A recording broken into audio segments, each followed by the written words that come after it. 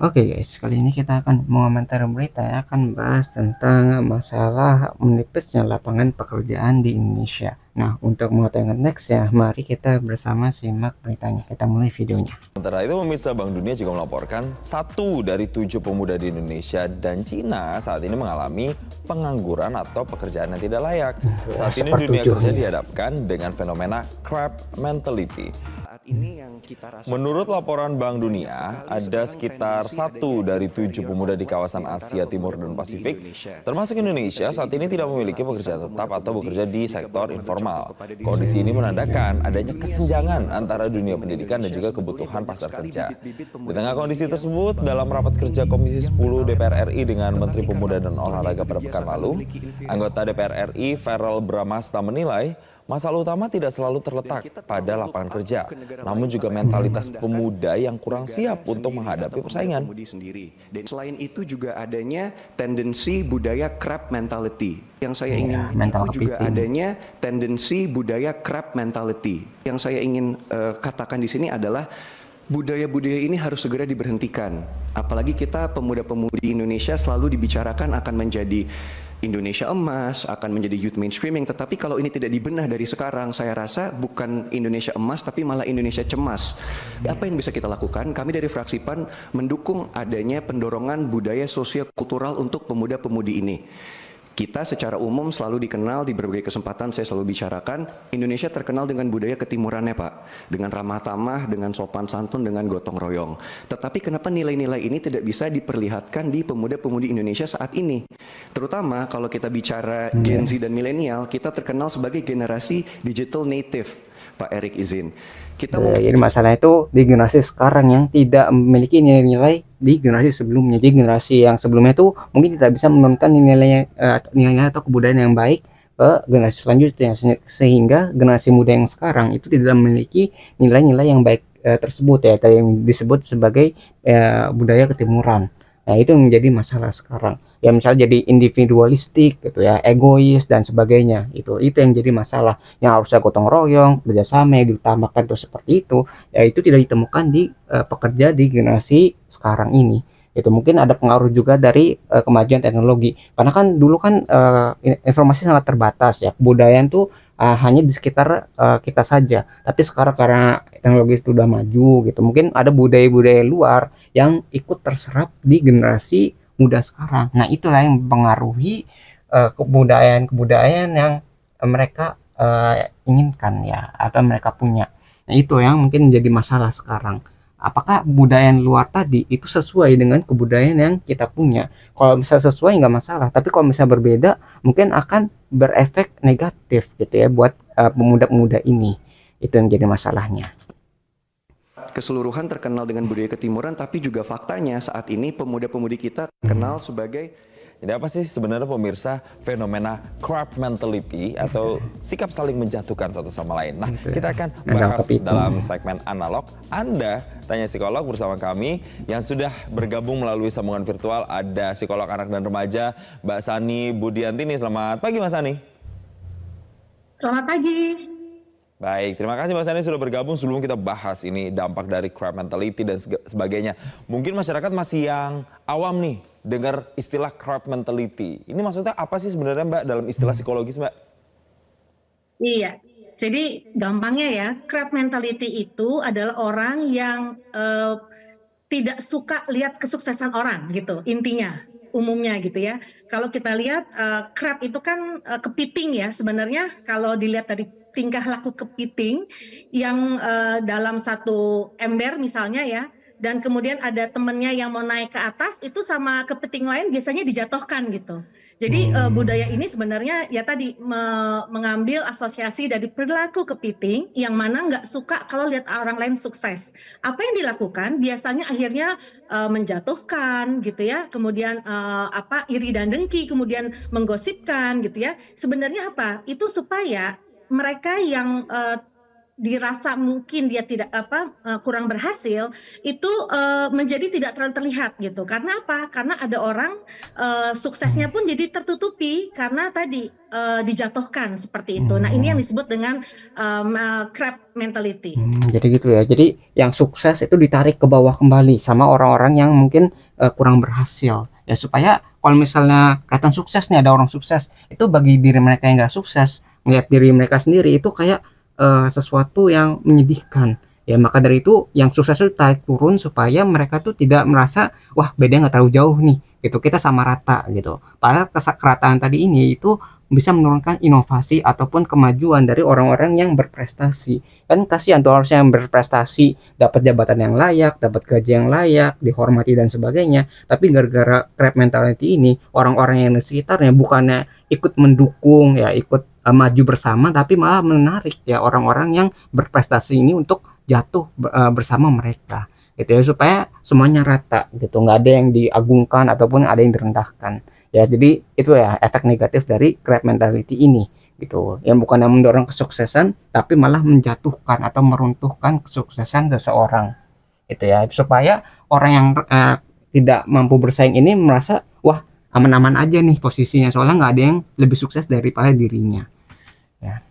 Mbak, kalau berbicara soal crab mentality, kita kaitkan dengan berita-berita sebelumnya tadi, ada soal memang sih ada pertumbuhan ekonomi yang diprediksi 4,8 untuk Indonesia, sementara pemerintah menargetkan sekitar 5% pertumbuhannya. Tapi kenyataannya di lapangan masih banyak loh orang itu yang mendapatkan kemudian akses pekerjaan yang sulit misalnya. Atau mungkin peningkatan karir, yang sudah bekerja, peningkatan karir juga sulit segala macam. Kondisi ekonominya bisa macam-macam. Hubungannya dengan crab mentality ini seberapa Mbak, gitu Mbak, di tengah situasi ekonomi sekarang yang penuh tantangan, Mbak? Ya, tentunya budaya crab mentality ini akan membuat generasi nanti itu akan menjadi budaya yang negatif ya. Karena kan kita tahu nih sebenarnya bahwa kecenderungan seseorang dalam menghadapi tekanan itu ada dua. Ada orang yang kalau ngelihat orang itu termotivasi gitu, malah jadi membuat yang kita sebut dengan namanya eustress. Orang yang tertekan tapi justru dia bangkit, melihat kesuksesan orang bukan mencibir, bukan iri dan dengki, tapi dia mencari tahu kenapa orang bisa sukses, apa yang dilakukannya. Jadi muncullah yang namanya budaya atau mental kreatif. Dia tidak dia tidak menghakimi orang, dia tidak menjatuhkan kesuksesan orang, tapi dia bangkit dari keterpurukan.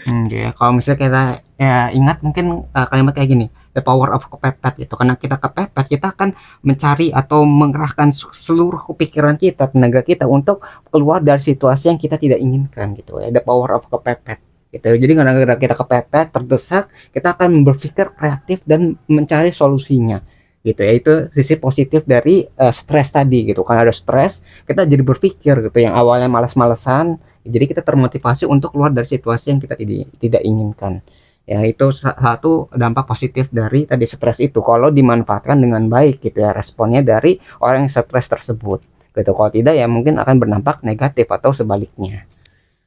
Mentalnya itu depresif, jadi dia kalau ada tekanan dia malah justru menurun kreativitasnya, bisa dia akhirnya depresi misalnya, atau malah memberikan ujaran kebencian gitu, untuk tadi supaya orang yang terlihat berhasil jadi tidak terlihat. Kasarannya tuh sebenarnya kayak cemburu lah ya, dengan karakter dan iri dan dengki, yang dimanapun nilai itu bukan mencerminkan budaya. Mestinya kan kita happy ngeliat orang sukses, justru kita menjadikan mereka role model gitu. Dan gitu. Jadi karena dia tidak mampu untuk sebaik dia, maka dia akan berusaha untuk menjatuhkan dia yang berhasil gitu ya. Bukannya dia tuh memperbaiki diri sendiri, meningkatkan skill dan sebagainya ya, tapi dia memilih cara yang paling mudah, yaitu dengan menjatuhkan yang sudah ada gitu kan. Kalau dia usaha sendiri nih susah nih, dia harus misalnya belajar kan butuh waktu, butuh usaha dan sebagainya, dan itu sulit sekali kan. Daripada kita mungkin mencibir orang, menghina orang, merendahkan orang, itu jauh lebih mudah daripada usaha untuk memperbaiki dirinya sendiri ya. Jadi orang ini mencari jalan pintas untuk menjatuhkan orang lain gitu ya, bukan perbaiki diri tapi menjatuhkan apa yang sudah ada atau merusak apa yang jadi prestasi orang lain. Jadi supaya orang lain tuh nggak muncul ke permukaan gitu ya. Jadi kasihan ini sih yang berprestasi ini harusnya terlihat di jadi tuntunan, jadi pedoman, tapi dijatuhkan sama orang yang ada di sekitarnya. Nih, kalau ada orang di medsos dia lagi misalnya ngomongin tentang pencapaian, ada reaksi yang berbeda dari karakter yang berbeda. Kalau orang yang kreatif dan sehat, dia akan melihat ini sebagai sesuatu yang dia tiru, jadi contohan, bukan menjatuhkan atau bahkan mungkin memberikan ujaran yang negatif. Tapi ironisnya kalau kita lihat nih banyak fenomenanya bahkan terjadi sama anak-anak muda, bahkan mungkin yang fresh graduate baru kerja mungkin 1-2 tahun tapi sudah masuk dikategorikan dalam fenomena crab mentality tadi. Kenapa ya ini juga rentan terhadap mereka anak-anak muda yang bahkan baru saja berkarir, baru mulai merintis gitu, Mbak. Iya, makanya ini menyedihkan sekali kan, dan ini kan budayanya jadinya ditiru, ini kan bisa diinfluence.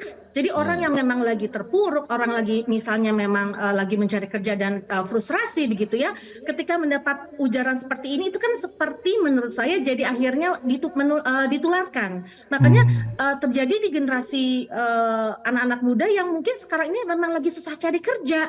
Mereka juga frustrasi gitu ya, lulus tapi belum tentu terjamin dapat kerja. Makanya akhirnya ketika ada orang yang mencapai kesuksesan atau temannya yang duluan dapat kerja, mungkin malah digosipin, oh itu mah KKN, oh itu mah perusahaan papanya, oh dia mah enak karena gitu. Jadi bukan meningkatkan semangat baru untuk bagaimana mengejar ketinggalan dan menjadi diri kita kreatif, tapi justru malah menurunkan atau mengaburkan prestasi seseorang supaya dia tidak terlihat terlalu gagal begitu.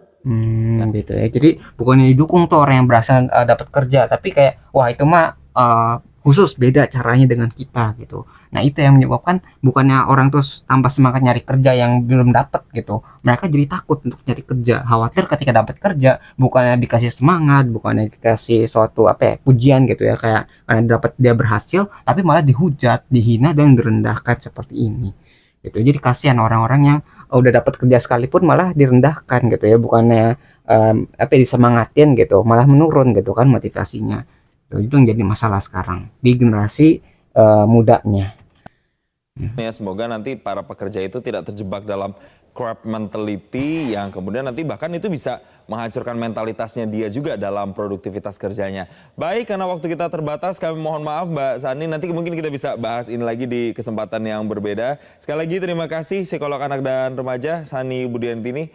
Ya, mungkin yang bisa kita pelajari dari permasalahan yang ini ya, di saat mencari lapangan pekerjaan, ternyata masalah itu nggak cuma dari perusahaan saja yang menyediakan lapangan pekerjaan, tapi masalah juga timbul dari para pencari kerjanya gitu ya. Jadi para pelamar kerjanya saking banyaknya ini itu saling sikut-sikutan ya, bukannya saling mendukung, yang pada akhirnya bukannya meningkatkan motivasi untuk bekerja, malah menurunkan gitu ya, menurunkan motivasi untuk berprestasi. Karena kalau misalnya dia itu berprestasi, bukannya dipuji, bukannya dikasih gaji yang layak, tapi malah direndahkan oleh orang-orang yang ada di sekitarnya.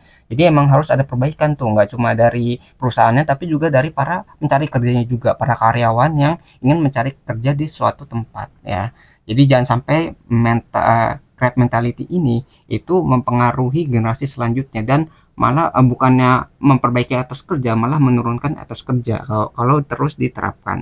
Ya mudah-mudahan kita semua yang masing-masing cari kerja dan punya teman yang udah dapat kerja, jangan kalian malah iri dengan mereka, tapi kalian juga harus ikutan untuk bersemangat untuk mencari kerja yang sesuai dengan kemampuan kalian juga gitu ya. Jadi jangan merendahkan orang lain, tapi kalian fokus untuk memperbaiki diri kalian ya. Tingkatkan skill, tingkatkan sertifikasi ataupun kemampuan kalian sehingga kalian tuh layak untuk bekerja di suatu perusahaan gitu ya. Jadi itu juga penting ya buat kita. Semoga itu semua bisa kita lakukan.